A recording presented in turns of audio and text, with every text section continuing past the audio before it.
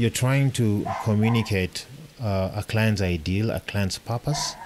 You're trying to empathize what they want, the consumer to respond to. But at the same time, you also a bridge, whereby before you communicate, you got to understand what are the insights that are informing you from the consumer side. And then what you do is that you provide a solution using a creative platform. Because you got to understand that, a client has got particular needs, they've got particular asks. And at the same time, the consumer's got particular things that they want to see. So particular elements that are going to speak to them. And as a creative, you're going to bring, your best foot forward creatively, not only to just answer these questions in a creative manner, but also in the hope that, your results are going to be an outcome that can also transform the business. That I'm actually looking for. Do we really know life? Sure. But let me say intelligence. Emotional intelligence, social intelligence, financial intelligence. So I believe it's important for each and every one of us to understand the rules that govern any arena of your life. You are listening to The Revenge of the Forsaken Gods, a podcast that explores the human experience and seeks to create a blueprint for a living using books, stories, movies, and conversations. And here is your host, Andrew Balongo Opere. Yes, welcome to the Revenge of the Forsaken Gods podcast. I am your host, Andrew Balongo Opere, and for a long time as a creative, I have been passionate about creative. I've been passionate about marketing and advertising. But the thing that has always baffled me is it's very easy for me to find content from abroad, from the West, from Rory Sutherland from Ogilvy, UK, Gary Vaynerchuk from the US with VaynerMedia. But in the local context, I can't find my local heroes who are world class. So I decided to set a journey to start to find these individuals who have shaped the Kenyan marketing and advertising environment and just get a little bit of their magic. How have they been able to craft and impact how we buy and how we sell in the Kenyan context? Because I'm tired of hearing that Kenyans are particular people. No, we're not just particular. We are not strange. It's just that people have not catalogued how we behave. And with me, I have an individual who is considered an OG in the industry with over 20 years of marketing and advertising within the industry in Kenya and abroad. He's even one of the few individuals that has a nickname. And he's the executive creative director of Ogilvy, and he's worked on numerous projects. He has also been a judge, and I'm told being a judge is a big thing. He's been a judge at Cannes, at the Lorries, which is a South African-based event that highlights African creatives and advertisers with the work they do. And without further ado, allow me to introduce Maurice Rizz Wangalachi. Oh my God, thank you very much. I think that's a very, very lofty introduction, but thank you very much all the same. One correction though, I am not an executive creative director yet. I am a creative director. The executive creative director role belongs to somebody else, but maybe one day, inshallah. But thank you very much. Wow, and just before we dive into this, how did the name Riz come about? I'm very big about names, and when people get a nickname, it normally has a story behind it. Believe it or not, I was quite flattered when they say that it's actually the name of the year according to Oxford Dictionary this year. But I've been living by that name for, without necessarily revealing my age, for more than 3 decades. So the name came about when I was just about to go to college and I was in high school, and I wanted to create a character, or I wanted to create an alias way back then, because believe it or not, I was very, very shy. And so what I did, I wanted to create a very forward-facing character that then will protect the inner me. And because my name is Maurice, so what I did is that I found a way of just abbreviating it. So from Maurice to Riz, and then what I did is I did an R-I-Z, and And I thought, you know what, maybe let me put on another extra Z for emphasis. Because when I realized I wanted to be a designer, you cannot buy something designery that sounds like Maurice. You can't buy stockings or a perfume called Maurice.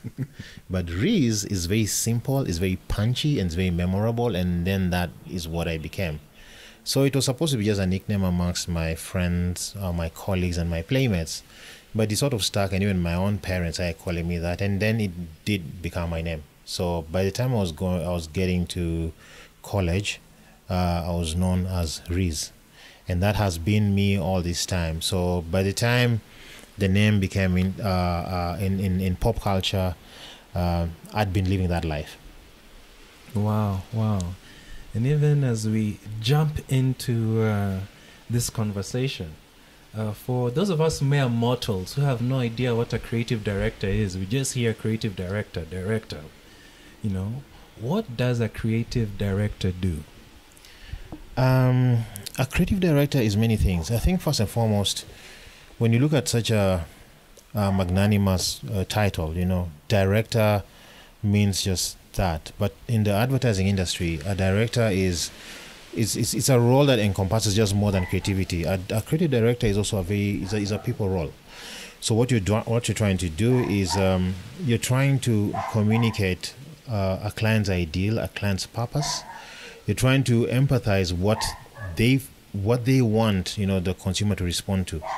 But at the same time, you also a bridge, you know, whereby before you communicate, you got to understand what are the insights that are informing you from the consumer side.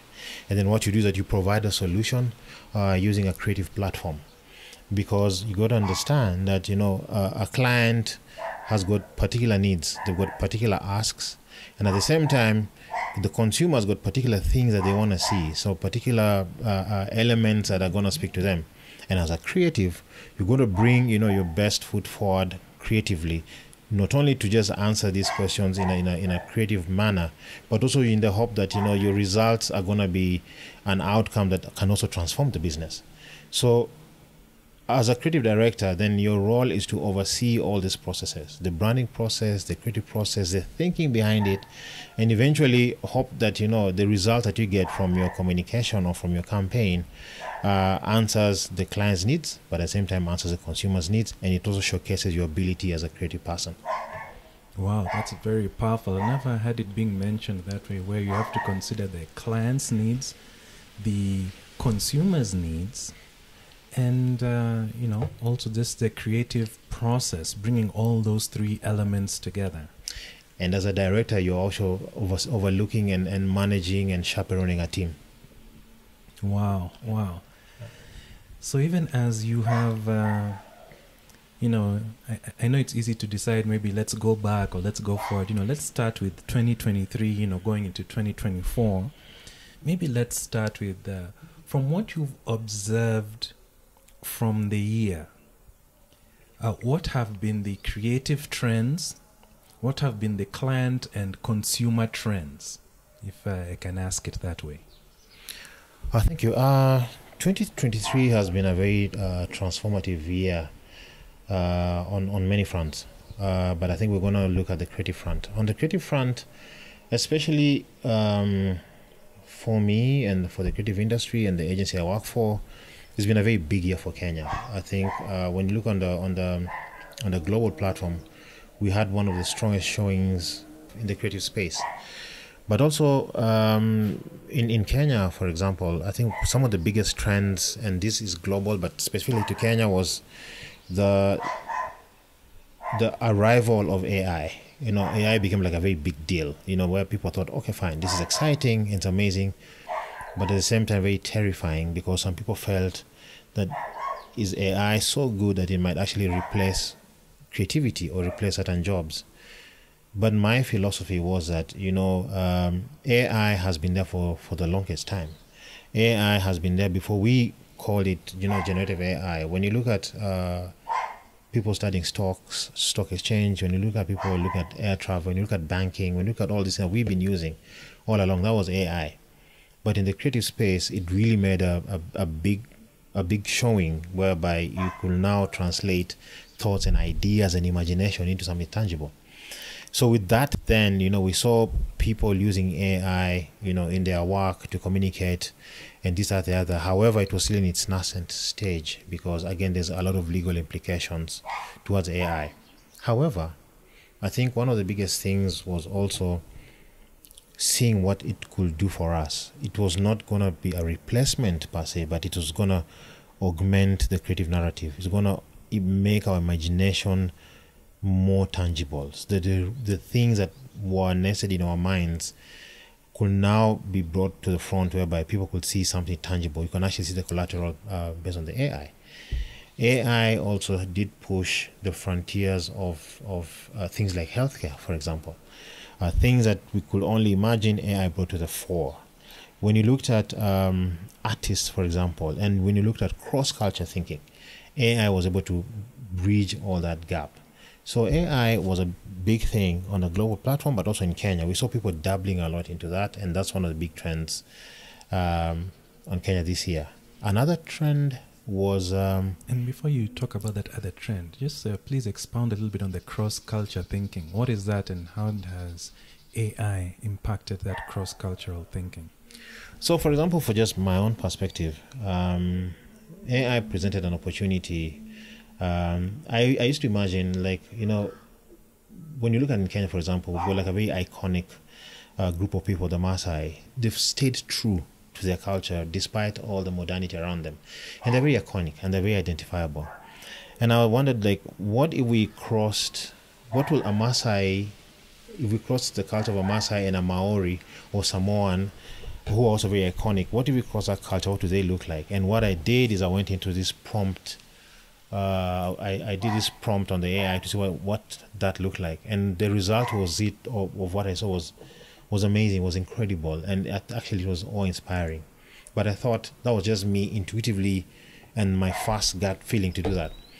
But then when I looked a lot further, I realized that there's some people further away in the field who had actually embraced AI to a lot more purposeful level, not just for the artistry of it. And it means that cultures or values that were disappearing, we could now curate them, and we could actually put them onto machine learning and preserve them, and then make them a lot more relevant to the current audience. That has actually been facilitated by AI. Wow. I would love to see that, and perhaps we're going to put it up so people can see the example of a fusion of Maasai and Maori. Just the version that came up. And I know probably if you put the same prompt now, something different will come up. It's actually on one of my social handles. It was one of the first pieces I did months ago, but it's actually quite inspiring to look at. Wow. And yes, before I interrupted you, were mentioning another trend that you had noticed. Another trend that I noticed this year was, first and foremost, I think there's a very strong renaissance of self-awareness in being African. Being African is a big deal right now, because I think there's a lot more stories to tell. There's a lot more authenticity. There's a lot more colorful culture to bring to the table. But one of the biggest flexes also at the moment, believe it or not, is being Kenyan. I think Kenyans are very self-aware, as we've been told. Kenyans are very unique and very peculiar at the same time. But I think this particular year, I think with the empowerment of technology, with the empowerment of several circumstances, good and bad, one of the trends this year was just embracing Kenyanisms. And if you look at a lot of the communication and advertising was very, very Kenyan, but at the same time, when you look at it, it had a lot of international appeal. So you had ads that was very Kenyan, but at the same time, ads are very steeped in insight and observation, and at the same time, the ads that were very honorable in the Kenyan space. So there's a big deal right now in being Kenyanese, and people making no apologies to that. They say, you appreciate it whether you're Kenyan or not, and that was also one of the big trends this year, just having a lot of Kenyanese come into the space. Any examples you could share come to mind? Right now I'm thinking there was and work not done by us, but when you look at there's an agency, I think it's called Dragonfly. They did this beautiful space for Unga wa Dola. That was amazing. There's a bunch of other creatives, for us, and incidentally, by the way, creatives, we don't see each other, we see each other as competition and not enemies. So I think to be very clear is that even when I'm complimenting what's supposed to be my competition, they're doing the same. So we're not, it's amping each other to improve each other. So there's been a lot of good work coming from where I work as well. We did Kibao, which was done by my colleagues, and Kibao was so Kenyan in the sense that the language and the cultural nuance was very, very Kenyan. No, you mind just describing, since for those who are listening to this, they've probably not heard of Kibao until I put on the link later on. So Kibao is an alcohol brand, and what has happened that Kibao became, it was shared as a way of life, and as a way of life that should not be looked in a demeaning manner, but to really uphold the integrity of what the brand stood for, but the people the brand was targeting. So it was the younger people who have got an elevated sense of awareness, and they, as much as they're very educated and they've got an international outlook about them, but they don't care for that. They speak in their own language, and the language is Kenyanese. So there's a lot of Sheng, which we all know is very Kenyan, and the language had a lot of Sheng flavoring to it.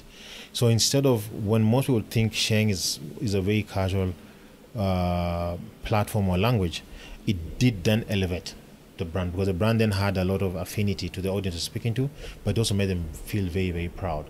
And I think for me, I felt it was a win, especially because my colleagues that came up, with the thing at the point of view, they did strike a chord with an audience that always there, but was not as recognized as it should be. And from this Kibao experience, what insights did it give you into the consumer? And what insights did it bring now for the clients? So again, just my point of view, and obviously, my colleagues also had their own point of view. But I think for me, it just brought a freshness to communication. More than anything, it meant that when you're talking to people, or you're talking to a particular audience, there's so much opportunity, especially if you've got a very strong insight. When you've got a very strong insight, it means you're communicating from a point of information. I think that's very important. And if you've got a point of information, then it means that point of view is also what you're informing people. First, you're talking to the audience that you're supposed to talk to, but then also talking to a wider audience, saying that we identify with this particular audience. And because we identify with them and we know what they want to talk about or how they want to be viewed, we feel that we're also inviting you into that space. Whether you consume alcohol or not, it just showed the richness of the communication, the richness of the content, and it also shows how brave this brand was to accept a complete departure from what was like an accepted format, formal English or formal Swahili Sanifu, to go into the Sheng space. All right. Can you talk a little bit about, you mentioned about Kibao, you mentioned about Unga wa Dola, and I actually got the opportunity to see I'll mention one more. Pardon? I'll mention one more. Okay. So this one's close to my heart. Airtel. So Airtel Kenya is a challenger brand. It is not as colossal as its main competitor, but where it is very strong is in the communication. How so? Well, because first and foremost, as a challenger brand, it always comes up with very, very fresh communication. So good to understand our mandate as creatives, or our mandate as an agency, is to have effective communication, very purpose-led communication.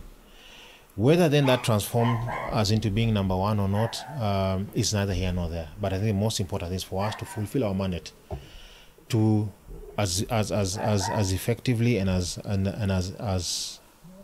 wonderfully as possible. So Airtel then, because it is, and I don't want to go into the numbers here, is as a challenger brand has given us an opportunity to be a lot more creative. It's basically is your classic David Goliath scenario.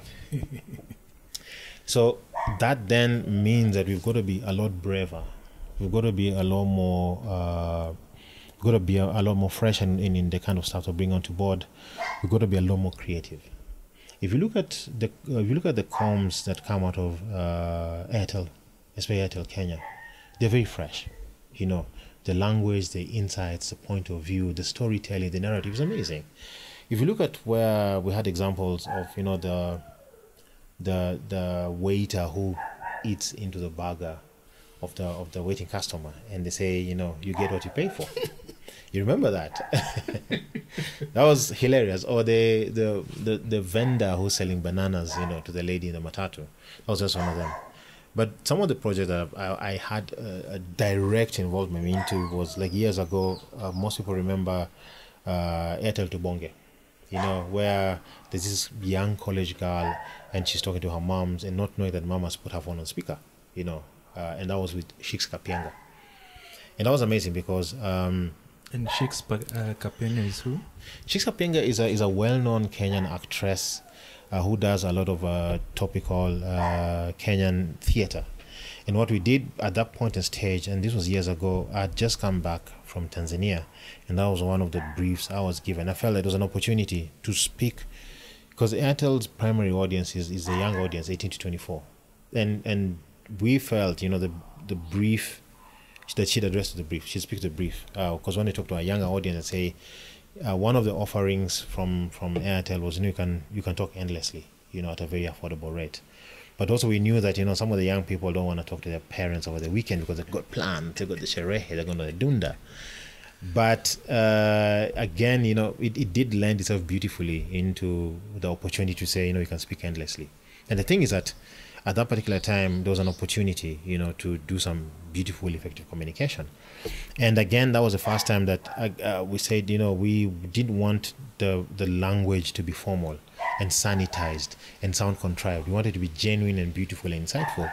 And so that's when we did the Airtel Tubonge. And for that year, we actually did win a gold in the APA for that year. Wow. Okay. And before unpacking what the APA is and winning the gold, would you mind just describing the scenario, because you left it halfway? Okay, Shix Kapienga is talking to her mom and it's on speakerphone. Yeah.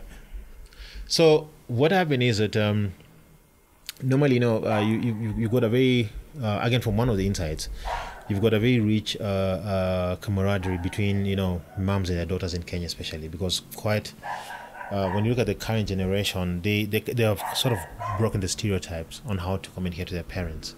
So you've got a lot of parents who are young at heart, and you've got a lot of Gen Z especially who talk to their parents like their peers.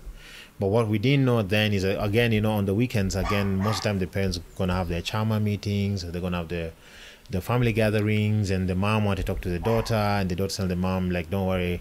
I mean, the daughter telling the mom, don't worry, you know, you don't have to give me brief messages because right now I'm able to talk to you endlessly. Because again, one of the insights that some of the communication, the communication with the parents is normally very brief and very transactionally. Because remember, I'm tight on airtime, so please make it quick. So in this particular incident, so like we don't have to curtail our convos.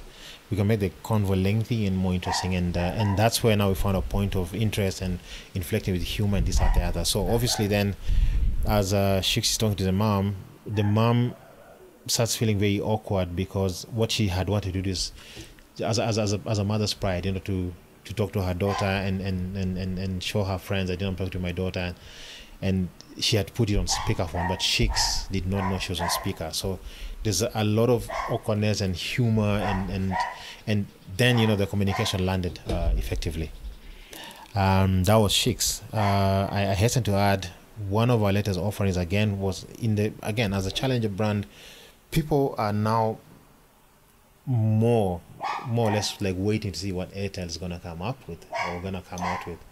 And how did that ad resonate on the ground with the consumers, and how did the clients receive it? It was one of the most effective comms for that time. The client loved it.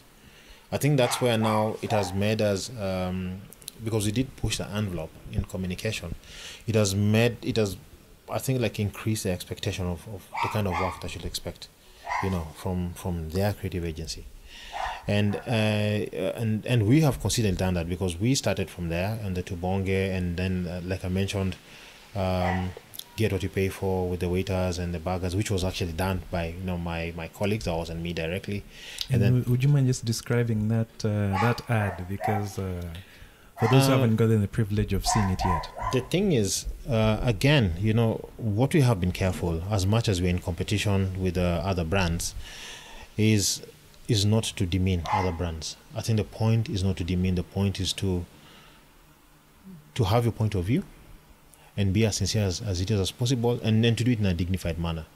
People might read it otherwise, but the point is not to throw shade or to bash competition, but to say that we have got our own stories to tell.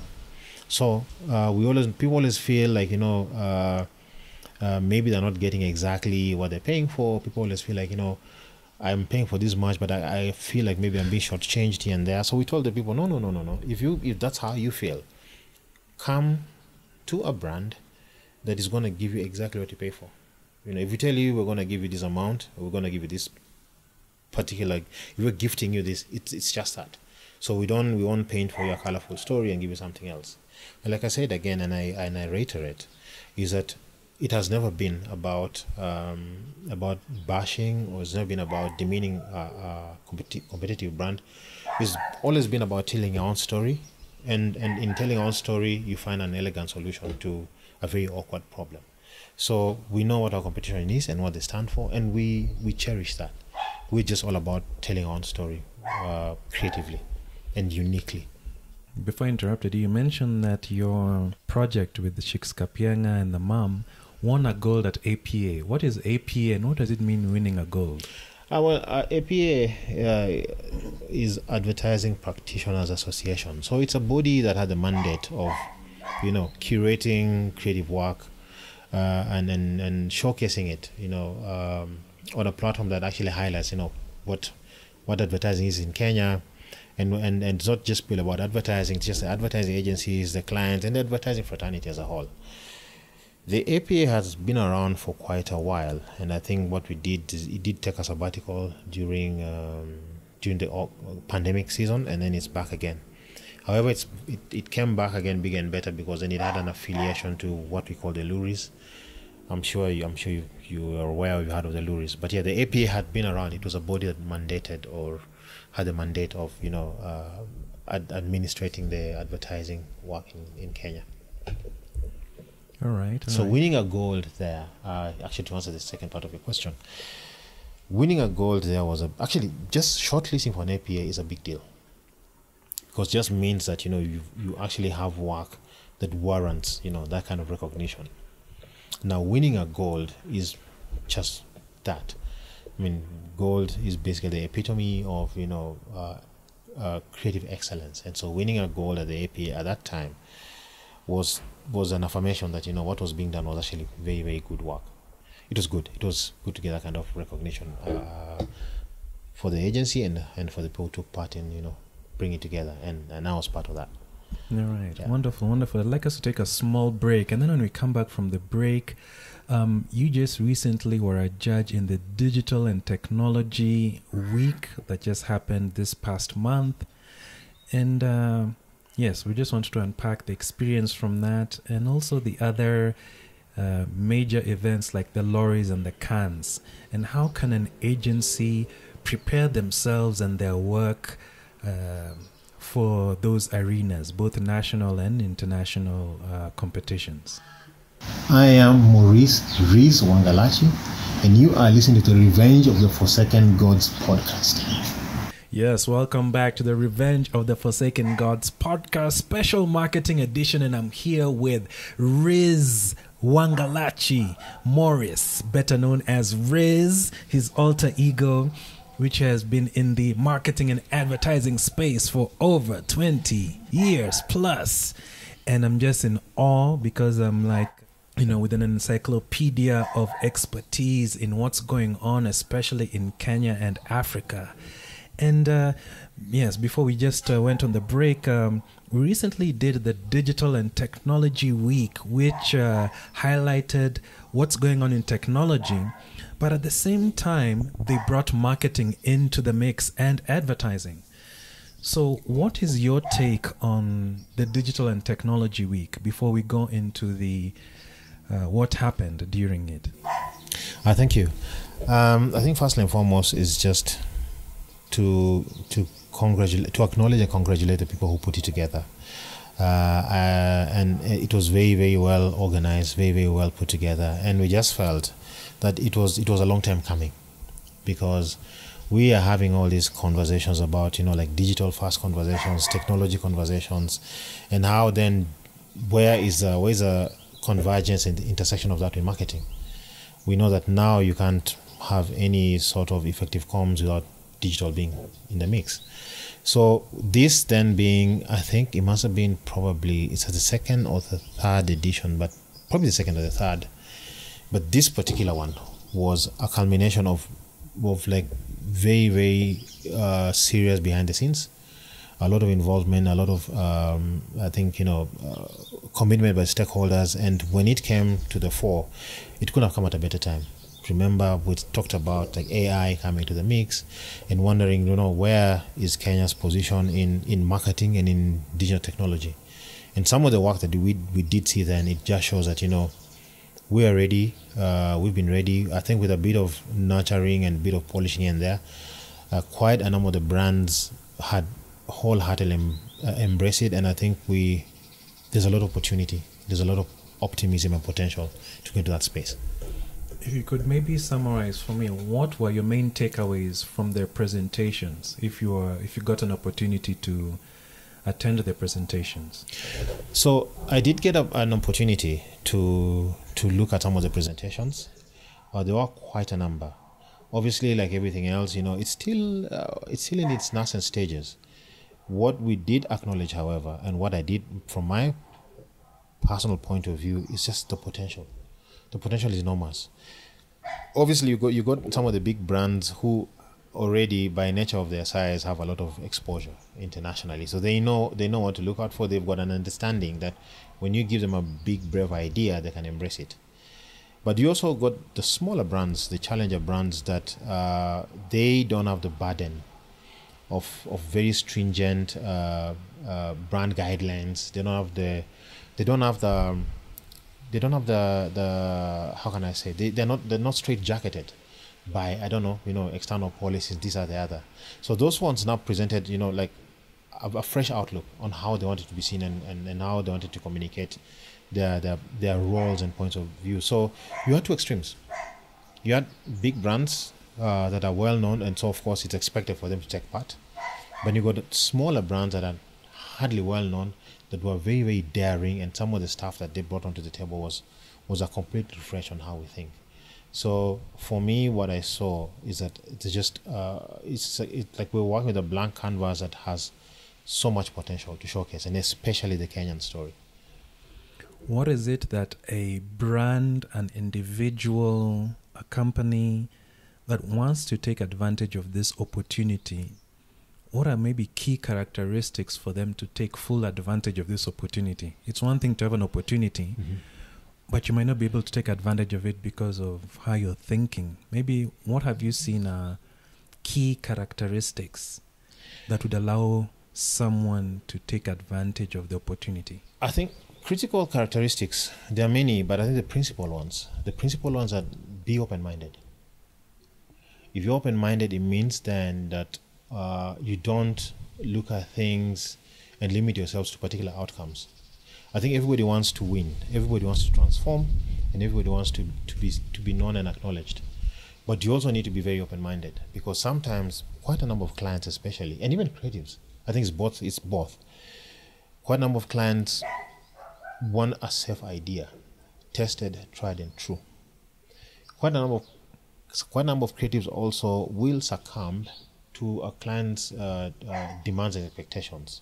It's easier to do something safe, tick the boxes, and guarantee that you still work within the retainer.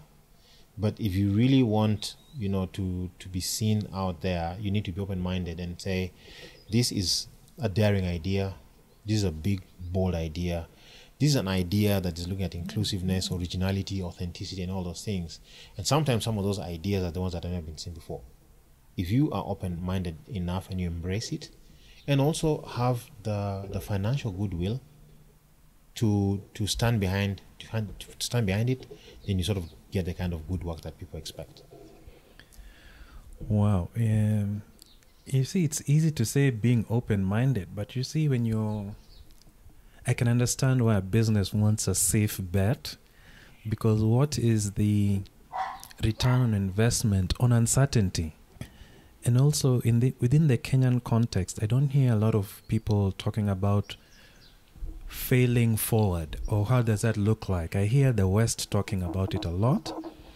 In the Kenyan and African context, it's like there's no room for that.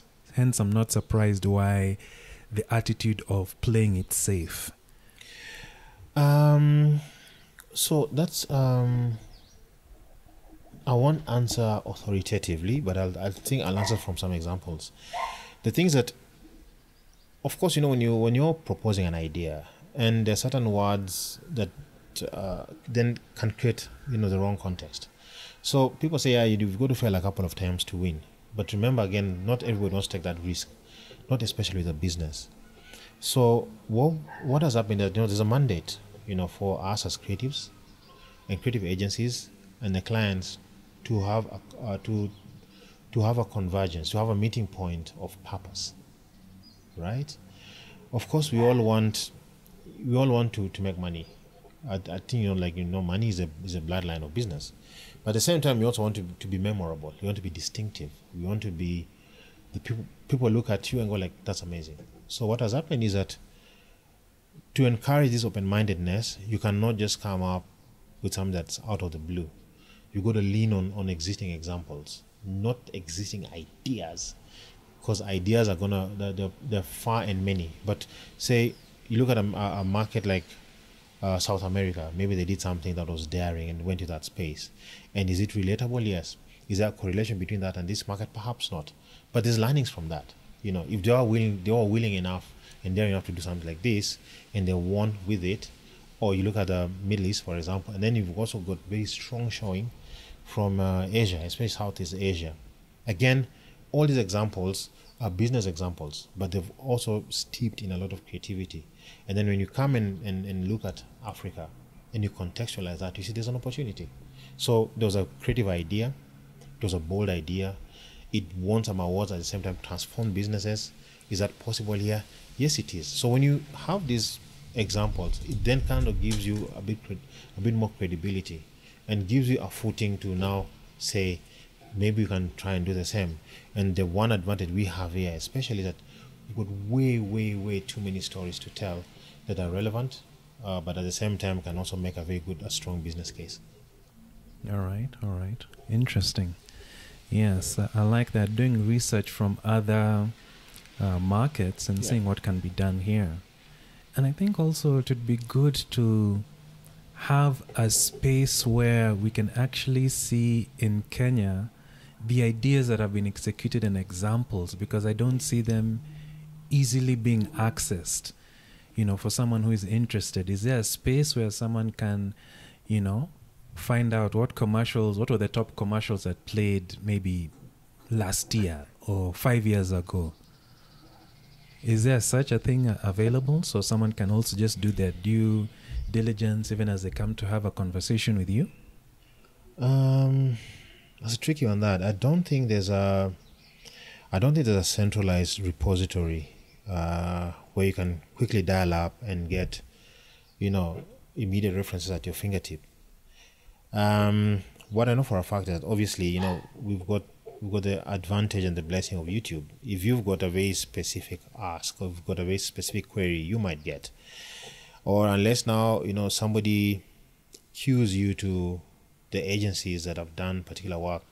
But I think that is where the opportunity is. We don't have a central repository, unless maybe you're looking at bodies that have been mandated to, curate advertising work, like the APA that we mentioned earlier on, the Luries, and maybe like MSK and stuff like that. I think purely just for looking for work that has been done is going to be kind of an odious task, and I think that's why I think therein lies an opportunity. All right. So you, amongst your fellow peers from different agencies, you judged various ads during the Digital and Technology Week. Yeah. Which ads stood out for you, and why did they stand out for you? So when you ask an advertising person, that is, it's almost unfair, because like saying that, do you have a favorite child? I know the answer will change when we have our second conversation, so it's okay for this moment and day and time. It is okay. Again, there were quite a number, but the the guys who did that Unga wa Dollar, because it was very well integrated. I think the thing is that sometimes when you're doing your ad, you tick very specific boxes, and sometimes in ticking those specific boxes, you might inadvertently overlook other opportunities. But what these guys did, and because it's a much smaller brand, is that they invited a much wider audience in the way they approached the communication. It was beautiful. It was just talking about, it was football, but then they put their roller brand was amazing in there, and then the touch points that they used, because most people have got the inclination to, once you do your 2 or 3 posts, maybe do your outdoor, and that's pretty much it. But these guys, it was a very, very well integrated communication piece. Okay, since it might be the first time for people who aren't just right now getting to hear about what was done with the dollar, would you mind just sharing from the deck that you were shared? Did they just do a commercial only on TV, or did they do social billboards? What did they do, and what was the response? I know you might not give the exact numbers of what the amount of touch points they got and the impact, but at least just to give someone a taste of how they executed that. So again, I'll answer this delicately, because there's also confidentiality issues, and there's also not to contravene or go against certain guidelines. And like I said again, we, as much as we're in competition, we are also have the noble role of complementing, educating each other. And I also hasten to add that, again, we, as much as somebody will be in direct competition with me, we never talk down work. We talk up work. So to answer your question, they did, and when I mentioned integrated, is that they not only they just do the social posts and the component of it, they did the outdoor, they did the radio, they did everything so wonderfully. And you almost get the sense that what they did is that they made this communication complement each other, because most of the time you've got like a very strong showing in the outdoor, you've got a very amazing TV commercial, and sometimes the TV commercial is a proof point conceptually, and people see the TV commercial and it's wholesome and it completes the communication. But these guys also use all the other channels and other platforms to really drive through that communication and make it effective. It was very costly, but again, you can see that it will have resonated with any audience elsewhere. And the amazing thing is that central to it was, around the football, theme. But then the role of brand was very strong, and so it kind of just the takeout from that was just amazing. Just like beautiful, effective communication. There were other brands as well that had, embracing technology and making things relevant and making things very contemporary. There's the generous voice, Cadbury, digitizing, some of the values that are diminishing or disappearing. Those beautiful stories from your grandfather, your grandmother, and the story that you're told as a child, and somehow making them just relevant now. Some of those stories, they'll never, their importance will never diminish, but if you layer them in a new platform, in a new technology, and that, it just makes them almost feel eternal. Again, that was beautiful. Yes, I saw the commercial, and the commercial was talking about stories and tell your stories. So now, I'm assuming that it wasn't just the advertisement alone. That now, okay, so it was directing people where to tell their stories. Again, like I said, I cannot authoritatively talk about some people's work. Yes, I can only mention them, so that then this present opportunity for the people who conceptualize it to talk about it themselves. Correct. For me, is to show the acknowledgement that it is actually very good work. It is work that is relevant. It is work that is refreshing. It is work that is creative.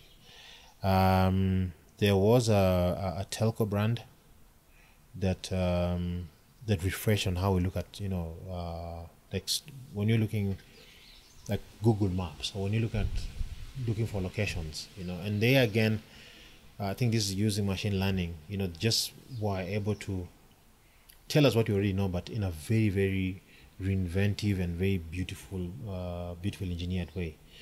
And that's a telco that's in direct competition with us. But like I said again, they acknowledge us, we acknowledge them. Good work is good work. When you do good work, they want, obviously for legal implications, spell it out. But they kind of, they'll tip their hat to us, and as we do to them. There was a legal firm. I think that was very daring. It was a legal firm. I think they were called, Agimba and Associates. Just, how it's very difficult to understand legal language. It's always intimidating. Yes, it's very intimidating. It's very complex. But they have put out a portal out there that makes it legal language very accessible, very friendly, and very informative. And when you think about, especially look at the Kenyan market, which is very nascent when it comes to technology, especially, for them to be able to say, no, these are our offerings, these are our services, and putting them out there for you to understand in as simple a way as possible, I think that was amazing. So not only does it make the legal language understandable and available, but I think as a brand they achieved a higher purpose. The purpose was like, what, we are, having a service that's not supposed to be exclusive, it's supposed to be for everybody, and here we are, and we can give it to you. That, and also, it was not just because of a service that we're delivering, but it's the way the website was designed. The consumer journey in the website is fantastic. You leave becoming more knowledgeable in the legal language, but also the user experience of it was done very, very beautifully. There were also, needless to mention, there were also another telco again, the challenger brand, Airtel. They had a very educative piece that was talking about My Airtel app, something called My Airtel app. Because again, sometimes when you want to deliver a service, but you don't make it simple and easy to understand and effective and creative, then you kind of just get lost in translation. They had done this in a very simple, very beautiful way. That was not only was it informative and educative, but it also then made it very easy to remember. And there were many, and there were also food outlets, fast food outlets that they were very daring. They had all these layered communication, double meanings, and there was one that talked about that all the food is normally served in serving bowls, but what they done is they just dared to make that cheeky, that tongue-in-cheek, like, we've got our audience by the balls. And that elicits immediate curiosity for you to want to go and find out further. And like I said again, it's beautiful because you've got clients who are willing to risk, and the risk is not reckless. The risk is all in the noble cause of, being unique, being formative, being refreshing. And I think then that goes to what I was talking about as just opportunity to do great and wonderful stuff. Wow. And this is something you've mentioned I'd like you just to expound a little bit upon, is the wisdom about the Airtel My App, that you mentioned how they made it easy for their service to be navigated. And I notice a lot of companies, a lot of businesses, they don't make their product offering customer experience friendly. Would you mind just talking about that? Because I'm sure you've seen a lot of violations of that. How much does that cost the business if they don't optimize the experience to what the customer needs to navigate their information properly? I think, thank you. I think the issue comes, and it's not deliberate. I think sometimes clients, and also we as practitioners of advertising, is that you're too close to the product. And when you're too close to the product, there's assumption is that the consumer or the end user also knows. Or sometimes you feel that you've got to be clever about it, and you've got to have all this, legalese English. Sometimes what you need to do is to communicate in as simple and as direct a way as possible. Sometimes also people always feel that maybe there's a need to make it so clever and award-worthy. There's award-worthy work, and then there's work that's supposed just to communicate effectively. And if you look at a product that has got many, many layers in it, and you want people to understand, I think it's important for you to be very clear in it, in the steps, in the process, in the expected results. So in this particular case, I think it was just, I think we were very lucky in the sense that the client understood the need to be clear and not the need for you to second guess the client. Because again, that's a risk, isn't it? People say, no, you have to say it like this. Or there's the old age joke when the client says, please make my logo bigger, and you go ahead and make it bigger. And you end up having this very unfortunate piece of work, and the consumer is going like, who the hell did that? So in this particular case, we were given the mandate to do an informational piece, but also make it interesting enough, but not make it too fancy and too contrived. And I think then the result was something that is very effective. Because again, one of the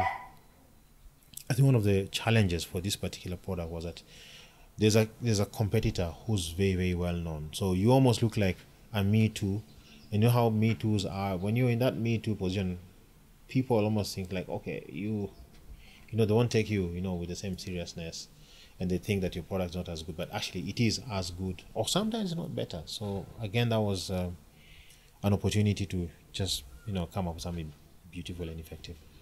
So what I'm hearing from you even is like customers can understand when you've copied business A if you're business B, and that one does not reflect positively on the consumer end. Yes, to a large extent, yes. Customers are very smart, actually. I think it'd be very unfortunate for you to assume that the customers are not intelligent. Customers are very smart, and especially now in a situation whereby the economy has made people become more discerning and more demanding in what sort of offerings they're looking at. So customers can quickly see when you have plagiarized something, or when you're trying to copy. However, it's not saying that there's anything wrong in I can't say copying, but you can also adapt and create a variant that gives a better offer to the consumer. Remember, everybody wants to drive. Not everybody's going to afford a Mercedes, but if you've got a very reliable Japanese car and gives that kind of convenience, also people are happy with that, So the same thing. If there's a product that is fantastic in the market and is great and affords convenience, but it's not affordable by everybody, customers are open to the idea of almost the same product but at a more affordable price. So if you have that offering and you're not plagiarizing proprietary property from somebody, I guess it's also just as good. Wow, thank you for that. And before we delve into more, what are some of the things that clients, what are some of the client mistakes, during a brief when they're having a conversation with you, what are some of the client things to take into consideration as they're expressing their brand voice that they need you to express in this advertisement or in the communication and what have you, and how the creative team needs to align themselves accordingly with their tools and skills. We're not going to go into that. We're going to take a small break, and then we're going to go into all those, because I know you've gotten so many learnings that you could impact onto those that would love to know this. Thank you. All right. This is the end of part 1 of the conversation. Part 2 shall continue next week. Thank you for tuning in to the Revenge of the Forsaken Gods podcast.